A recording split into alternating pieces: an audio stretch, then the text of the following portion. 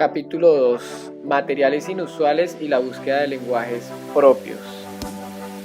En esta temporada de análisis y reflexión de la pintura, el retrato, vamos a pensar en los materiales inusuales y la búsqueda de lenguajes propios. Muchos artistas a través de la historia del arte, además de tener un virtuosismo, a eso podríamos resumirlo como la práctica constante, el estudio e investigación, han ensayado usando materiales y técnicas que permiten la experimentación y que a su vez este material le confiere una carga conceptual a la obra plástica.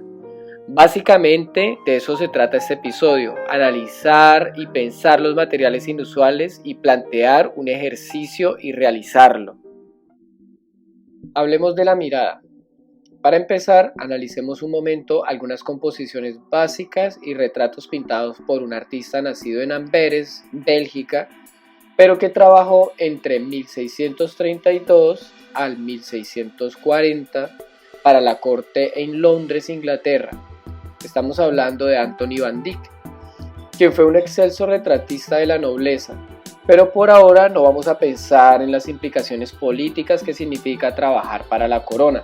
Enfoquémonos únicamente en el desarrollo pictórico. Tanto en el retrato pictórico como en el resto de las artes visuales, la mirada del retratado es un elemento determinante de la imagen. Gran parte de la expresión del rostro y de su poder evocador reside en la mirada. Dada la variedad y complejidad de las expresiones que los músculos faciales pueden llegar a desarrollar, las diferentes posiciones del resto en la composición, el ángulo de su ejecución o incluso el tono e iluminación que golpea la piel son elementos importantes para considerar dentro de la composición y dentro del retrato. Desde el punto de vista compositivo, la mirada juega un papel crucial. La mirada puede evocar o guiarnos a través de la pintura. En la pintura de Van Dyck vemos cómo la mirada de los personajes van en algunas direcciones, ofreciéndonos una lectura compositiva importante que debemos considerar a la hora de realizar nuestras propias propuestas o al menos entender que es una posibilidad técnica para generar un discurso propio. Una persona que nos observa o un personaje que mira a otro lugar fuera o dentro de la pintura también ofrece lecturas y ese lenguaje debemos apropiarlo para tener una gramática visual más amplia y entendida la gramática visual como ese vocabulario visual o hablando desde lo visual. Los materiales usuales para tales pinturas realizadas por Van Dyck son, por ejemplo, óleo sobre lienzo o sobre tabla.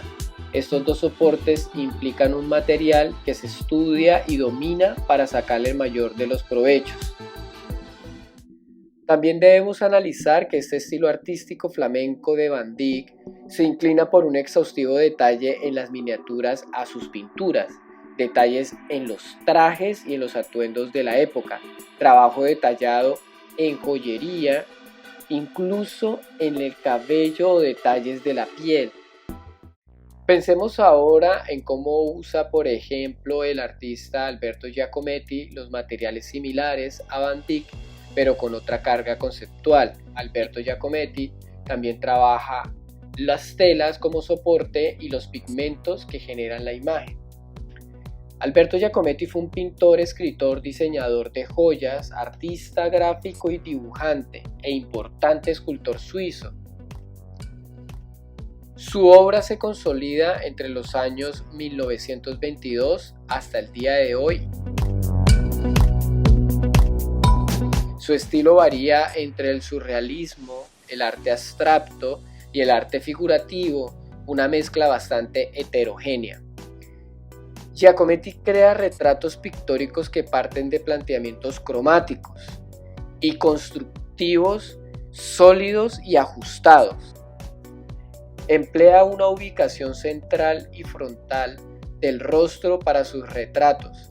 Este recurso visual hace del retrato algo más rotundo si hablamos en términos de composición, en donde las imágenes, mientras más se simplifiquen al máximo su estructura compositiva, más fuertes y sólidas y ajustadas van a ser. Su personal estilo de línea ha supuesto una forma de concebir el dibujo para los artistas como referente preciso para el análisis y estudio del movimiento del trazo de la línea y la mancha como recursos pictóricos para los materiales o técnicas inusuales de creación como un referente formal para el arte. El carácter expresivo en Giacometti sin duda es la construcción académica de la forma como la ruptura y el flujo de una línea sobre los espacios y límites de la pintura. Debemos también analizar en Giacometti puntualmente en su composición el espacio vacío. El vacío en la composición de sus retratos le ofrece o le otorga un lenguaje poético visual y una carga conceptual que se acentúa en la nada, en esos espacios en donde no se está ejecutando un dibujo, pero que se consideran espacios de composición. Entendida esa nada en los espacios vacíos entre la figura y el fondo e incluso entre las líneas del tramado y el fondo blanco del lienzo. Los materiales inusuales en este artista vendría siendo la forma en la que usa los pigmentos para generar una sensación más expresiva en la imagen. En este caso, Giacometti construye un lenguaje propio cuando realiza sus retratos. El lenguaje que creamos es a partir de nuestra memoria y la repetición. El lenguaje propio no es más que la repetición de un estilo que creamos basados en la relación que tenemos con la memoria. Entendida la memoria como la capacidad de síntesis de ideas basada en nuestras vivencias investigativas en las artes visuales. Nosotros volvemos constantemente a los modos de entender la vida, la sociedad y la historia. Construimos un lenguaje visual haciendo preguntas que tienen sentido si son formuladas desde nuestra actualidad. Volvemos a la inquietud. ¿Qué es un retrato? Pero de manera más intrínseca con las artes visuales dentro del contexto académico en el que estamos, en donde encontramos un retrato.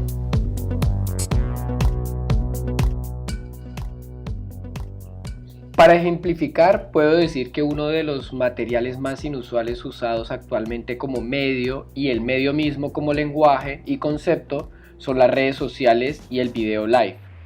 Este medio nos explica audiovisualmente desde la actualidad los retratos en los que vivimos como sociedad y a su vez este medio crea y transforma el retrato que tenemos como sociedad constantemente. Por ejemplo, hablemos de las manifestaciones de una sociedad violentada por un gobierno corrupto. Las realidades sociales retratan desde diferentes espacios personales y por otro lado, encontramos que la población interactúa con ellas y con las publicaciones para darle sentido global a los hechos. Ahora el retrato de este país no es una pieza única como imagen, sino que es la idea global por medio de una red que retrata y sobre todo nos encara a una realidad. Este podría decirse es el retrato actualizado de nuestra sociedad.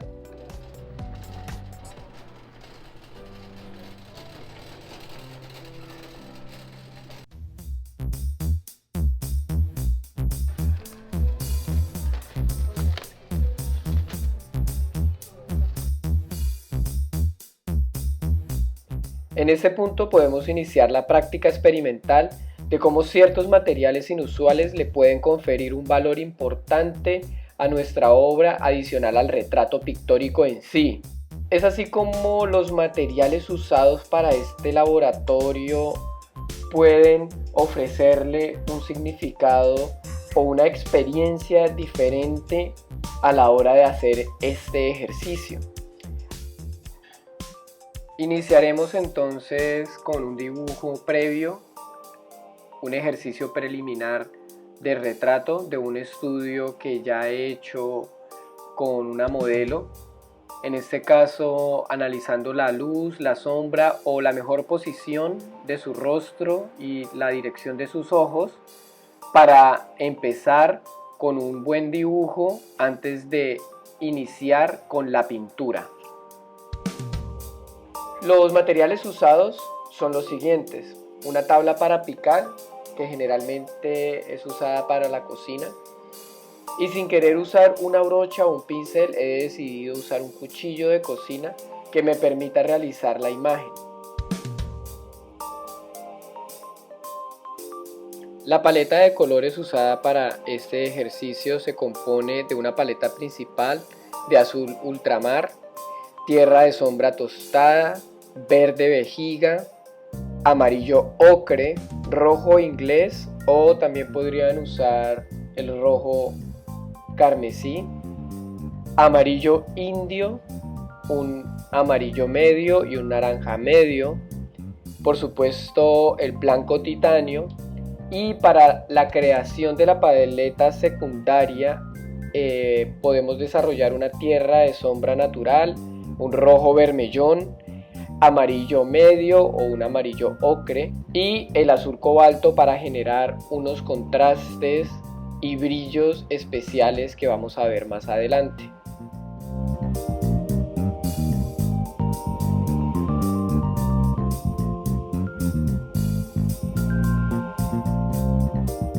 La principal dificultad para usar materiales diferentes es adaptarnos rápidamente al comportamiento de ellos.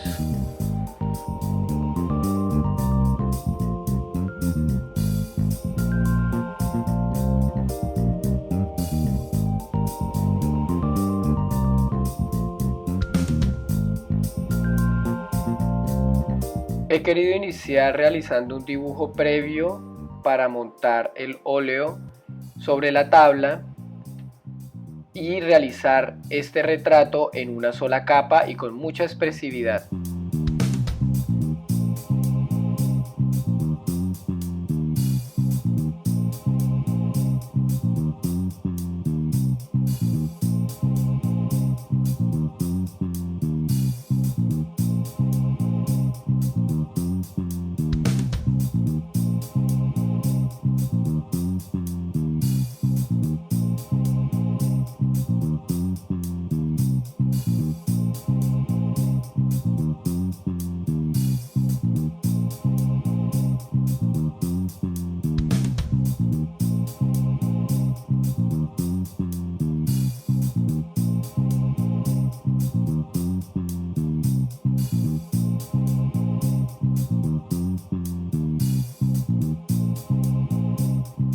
Como el trabajo pictórico que se está desarrollando sobre la tabla requiere más óleo que cuando usamos normalmente un pincel, entonces necesitamos de mucho óleo para ir creando paulatinamente nuestra imagen, y es por eso que repetidas veces vamos a recurrir a los tubos una y otra vez para recrear y recrear la paleta de colores que tenemos al lado.